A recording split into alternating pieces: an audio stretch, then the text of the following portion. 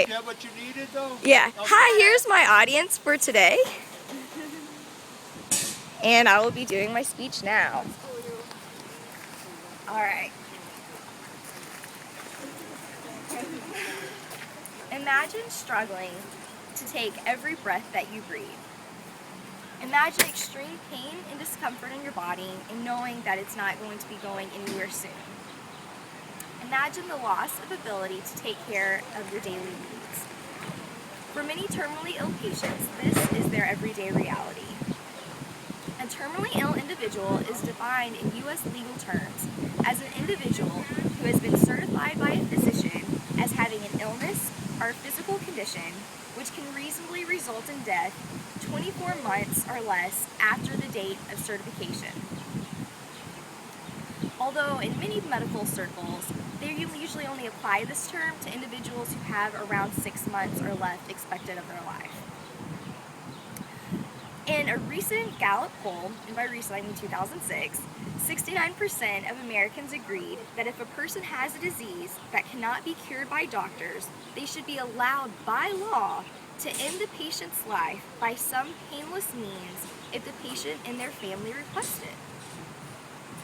Although the majority of Americans support this act to be legalized, it is only available in the states of Oregon, Washington, and Vermont since this most recent May in the form of physician-assisted death or voluntary passive euthanasia.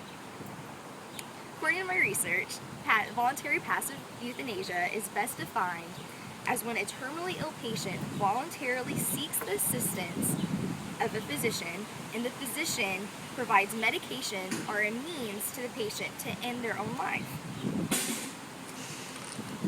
Personally, I know that we all are going to meet death at some point in our life. This is a fate that was inevitable.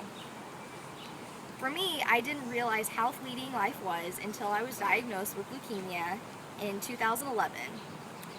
Fortunately, I was able to survive the treatment and had a relatively treatable form of leukemia, but in the future I may not be so fortunate.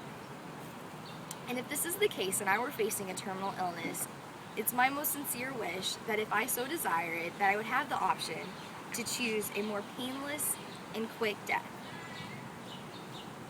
This is one of the reasons why I personally feel that for myself and for others that might be in this position in the future, it is important for us to legalize euthanasia for terminally ill patients in every state. Other reasons why I feel that this is important is because it is a more compassionate, humane option, it lessens suffering, and it grants the individual rights to maintain personal autonomy. I would now like to expound on a few of these reasons, starting with why I believe that euthanasia is a more compassionate and humane option. You see, for a terminally ill patient, their fate is already decided. This is inevitable, and I feel that Barbara Rothstein, a chief judge who was a part of the U.S. Court of Appeals for the 1995 Washington State case for compassion in dying, put it best when she said that there is no more profoundly personal decision, nor one which is closer to the heart of liberty than the choice that a terminally ill person makes to end his or her suffering and hasten an inevitable death. You see, many who have decided that they would like to go ahead and hasten their death have already sorted their affairs. Even though they have less than 6 months to live, this is probably an illness that's been a long time coming.